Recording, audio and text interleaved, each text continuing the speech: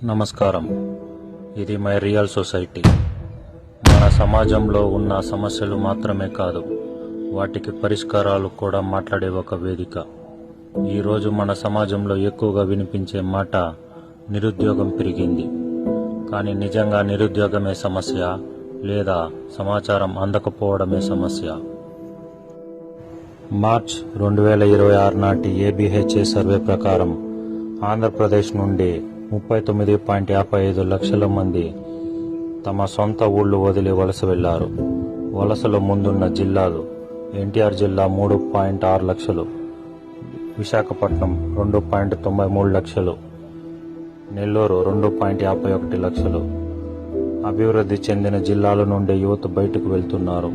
అసలు ప్రశ్న ఏంటంటే, మన ఊర్లో పని లేదా, లేక ఆ పనికి గౌరవం లేదా? యువతకు కావాల్సింది గుర్తింపు. 2019లో ఆంధ్రప్రదేశ్లో వాలంటీర్ వ్యవస్థ ప్రారంభమైంది. నెలకు 5,000 జీతానికి లక్షల మంది యువకులు పనిచేయడానికి ముందుకొచ్చారు. ఎందుకు? డబ్బు కోసం కాదు, వారికి కావాల్సింది గుర్తింపు. అంటే యువత పని చేయడానికి సిద్ధంగా ఉన్నారు, కానీ వారికి సరైన అవకాశాలు ఇవ్వాలి. అదృశ్యవంతెన. ఒకరి కోసం ఒకరి వెతుకులాట. మన సమాజంలో ఒక విచిత్రమైన పరిస్థితి ఉంది. ఒక చదువుకున్న యువకుడు తన ఇంటి దగ్గరే 10,000 జీతంతో పని దొరికినా సరే అని వెతుకుతుంటాడు. అదే సమయంలో పక్క వీధిలో లేదా పక్క ఊరిలో ఒక చిన్న కంపెనీ యజమాని నమ్మకమైన ఫ్రెషర్ దొరకక ఇబ్బంది పడుతుంటాడు. ఇద్దరి మధ్య దూరం కేవలం 2 లేదా 3 కిలోమీటర్లు మాత్రమే. కానీ వీరిద్దరికి ఒకరి గురించి ఒకరికి తెలియదు. ఇదే అసలు సమస్య.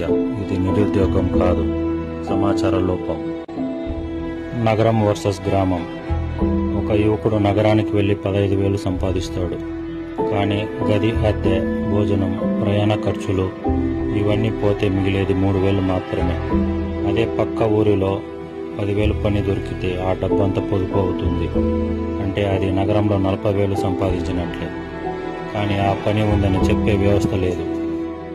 పరిష్కారం: ఉపాధి అనుసంధాన కేంద్రం. ప్రభుత్వం ప్రతి మండలంలో ఒక ఉపాధి రిజిస్ట్రీ కేంద్రం ఏర్పాటు చేయాలి. ఇది జస్ట్ డైల్ లాంటి కాల్ సెంటర్ సిస్టమ్ లాగా పనిచేయాలి. పని కోసం వెతుకుతున్న వారు తమ పేరు, నైపుణ్యం, ఫోన్ నెంబర్ నమోదు చేయాలి. పని ఇచ్చే యజమానులు తమ అవసరాలు నమోదు చేయాలి. ఎవరైనా యజమాని నాకు పనివాడు కావాలి అని కాల్ చేస్తే ఆ సిస్టమ్ వెంటనే ఆ ప్రాంతాల్లో ఉన్న నిరుద్యోగులకు మొబైల్ మెసేజ్ పంపాలి. ఇక్కడ పని ఉంది, ఆసక్తి ఉంటే ఈ నెంబర్కు కాల్ చేయండి. అంతే. పని ఇచ్చేవారు, పని చేసేవారు ఇద్దరు నేరుగా కనెక్ట్ అవుతారు. మధ్యలో బ్రోకర్లు ఉండరు, మోసాలుండవు. ఇంటి దగ్గరే ఉపాధి దొరుకుతుంది.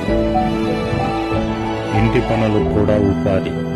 ఈ వ్యవస్థ వల్ల ఇంటి పనులు చేసే వారికి కూడా చాలా ఉపయోగం ఉంటుంది. ఉదాహరణకు, ఒక ఇంటికి ఇంటి పని చేసే మనిషి కావాలి, ఇంకో ఇంటికి పిల్లలు చూసుకునే వ్యక్తి కావాలి, ఇంకో ఇంటికి వంట చేసే మహిళ కావాలి. అదే సమయంలో ఒక మహిళ తన ఇంటి దగ్గరే పనిచేసి 3,000, 5,000, 10,000 సంపాదించాలనుకుంటుంది. కానీ ఆమెకి ఆ పని ఎక్కడ ఉందో తెలియదు.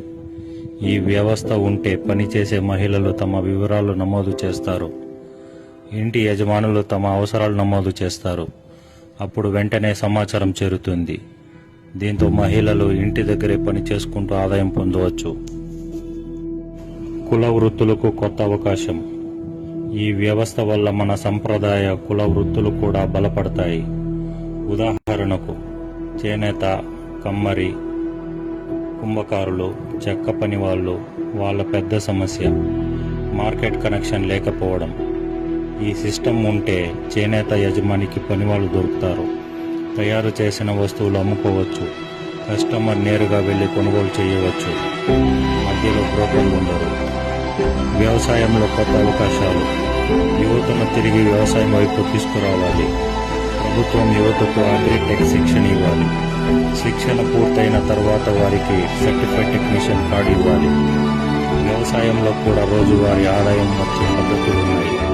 ఉదాహరణకు, వరి పొలంలో పీతలు లేదా రొయ్యల పెంపకం, గట్లపై పుట్టగొడుగులు మరియు కూరగాయల సాగు, చింత చెరుకు సాగులో మల్చింగ్ పద్ధతి, ఇంటి వ్యర్థాలతో బయోగ్యాస్ తయారీ, అదేవిధంగా ఆవుల పెంపకం ద్వారా పాలు అమ్మి ఆదాయం పొందవచ్చు. ఆవుల నుంచి వచ్చే పేడలో ఎర్త్వామ్స్ పెంచి వెర్మి కంపోస్ట్ తయారు చేయవచ్చు. ఇది సేంద్రియ వ్యవసాయానికి ఉపయోగపడుతుంది మరియు అదనపు ఆదాయం కూడా ఇస్తుంది.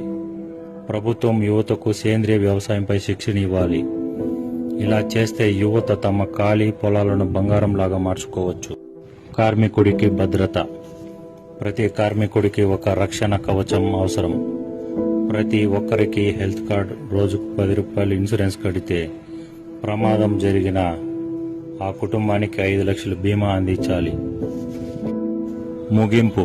ఉపాధి విప్లవం. మన దేశంలో పని లేకపోవడం లేదు. పని ఎక్కడుందో తెలియక జనం ఖాళీగా ఉన్నారు. ఈ వ్యవస్థ వస్తే ప్రతి చేతికి పని దొరుకుతుంది, ప్రతి ఇంటికి ఆదాయం వస్తుంది, వలసలు తగ్గుతాయి. ఇలా ప్రతి ఒక్కరూ పని చేయడం మొదలు పెడితే మన భారతదేశ ఆర్థిక వ్యవస్థ మరింత బలంగా మారుతుంది, ప్రపంచంలో ముందుండే స్థాయికి చేరుతుంది. ఇది కేవలం ఒక పథకం కాదు, ఇది ఒక ఉపాధి విప్లవం. మన నినాదం ఒకటే, ప్రతి చేతికి పని, ప్రతి ఇంటికి ఆదాయం. ఇదే మై రియల్ సొసైటీ.